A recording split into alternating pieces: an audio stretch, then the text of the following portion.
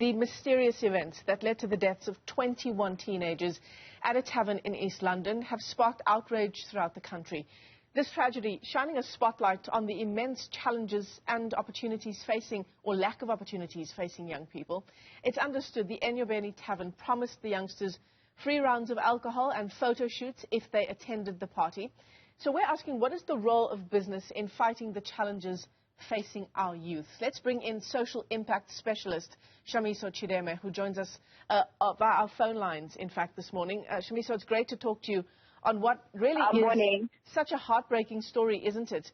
And yes, when we think about this story and the context in which it's happening, given the challenges facing our young people in South Africa, what do we need to think about? Oh, I think there are a lot of possible things because we know that, the number of South African youth that are not in education, employment or training is unsustainable, and it's actually becoming a ticking time bomb in the sense that obviously they're idle, and obviously, with idle youth, they get into the possible risk of, partaking in, violence and crime-related activity, and it threatens, the safety of communities, and obviously, it represents this proverbial time bomb that I'm talking about. Yeah.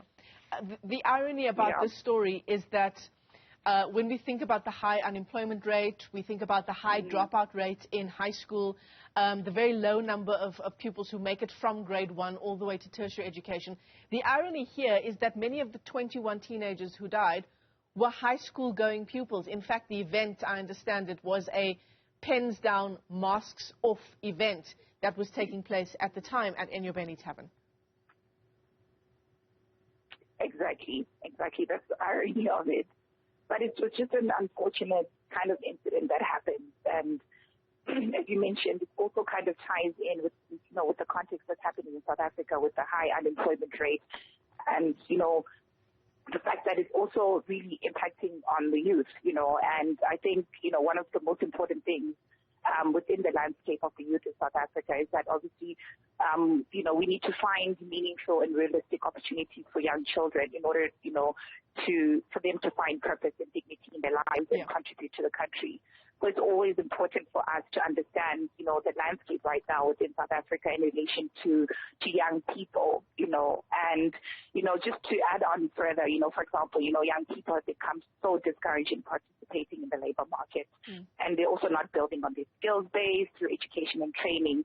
And this is also largely because, education and prior work experience play an important role in the labor market, if you look at it right now. And employers often want to employ, those with previous work experience and higher levels of education.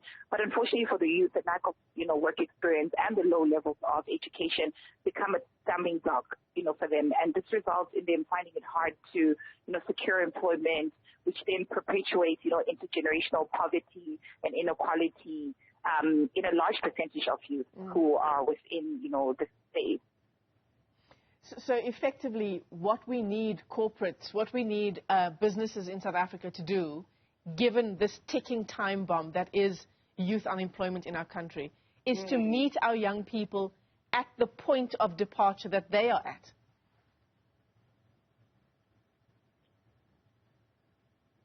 Shamiso, can you still hear me? Yes, I can still hear you. Sorry. So how do businesses do that? You talked about businesses demanding all kinds of things from their intake of new talent. Can businesses tailor it so that they meet young people at their point of experience? Yes. So, there are three key things that you can help, social investors can look at in this space. Number one, we need to start looking at employment growth and labor market opportunities. So, in South Africa, there are three or four sectors, your financial business services, your tourism, your trade that account for 3/4 of growth in employment in South Africa. However, recent trends suggest that there may be considerable employment growth potential in tourism, horticulture, commercial trade, and transit trade. So this gives social investors an opportunity to invest in demand-led skills initiatives that can increase the employability of young people in identified sectors with high employment growth potential. Because it's not only just about training the youth but it's about actually putting them in opportunities that they can actually thrive in. So you can't just get someone to do like a security training, but it doesn't translate to employment. We need to start actually being intentional about looking at where there's highest economic opportunities within South Africa, where we can absorb a large percentage of youth, because we know the largest percentage of youth don't have matric. So we need to create a market for the youth in order for them, in markets where it can absorb a high percentage of people that don't necessarily have high-skilled labor. And number two, obviously, we still need to invest in education skills and training.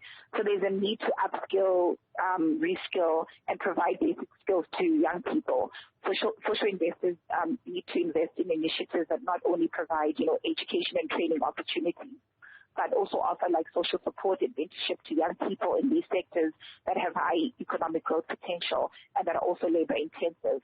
So in case of, you need to track, you need to monitor, and you need to evaluate whether or not these programs actually help young people successful in accessing, the economy, which is critical. So just to not only focus on the outputs, on the inputs, but you need to focus on the outputs. Where exactly are they going? Is it effective? Is it adding value? Are they able to access the economy? And obviously, lastly, digitization. So the pandemic has ushered, substantial changes, including, accelerated digital transformation. So post, the pandemic, companies have concentrated on digital services and products to compete in the changing market.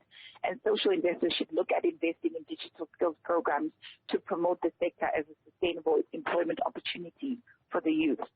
Shamiso, everything that you've just mentioned now should not be a nice to have or an optional thing for businesses, right? This should be a requirement, given again the levels of unemployment in young people. This should be a requirement for doing business in this country.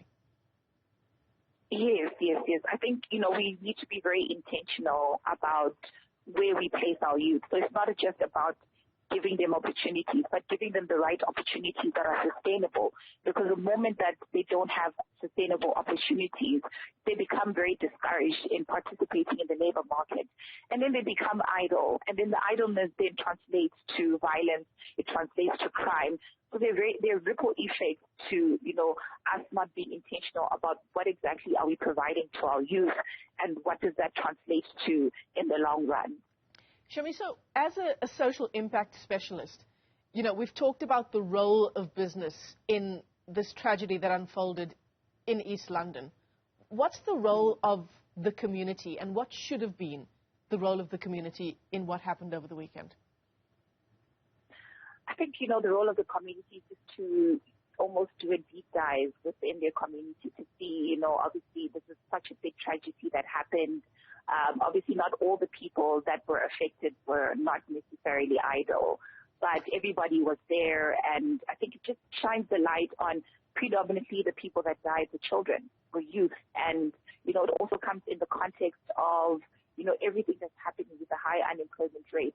And obviously, it's just better for us to also investigate in that youth, in that community, how many of the youth are actually idle and, are not participating in the economy, so that we begin to, address it at a community level of, what can we do for our youth to help them to participate in the economy, to help them to thrive, because they are the future generation. And obviously, if the future generation already is set back and are about to get into the same cycle of poverty, then obviously we're not really creating a productive economic youth for the future, because these are our future leaders. And if we cannot upskill our future leaders and provide them with skills to, participate in the economy, we're going to have a very large percentage of people that have low skilled labor as opposed to, our high skilled labor that we really want right now. Shamiso Chideme, let me thank you for your time this morning, social impact specialist, as we continue to really count the cost of what unfolded in East London over the weekend with the deaths of those 21 young people.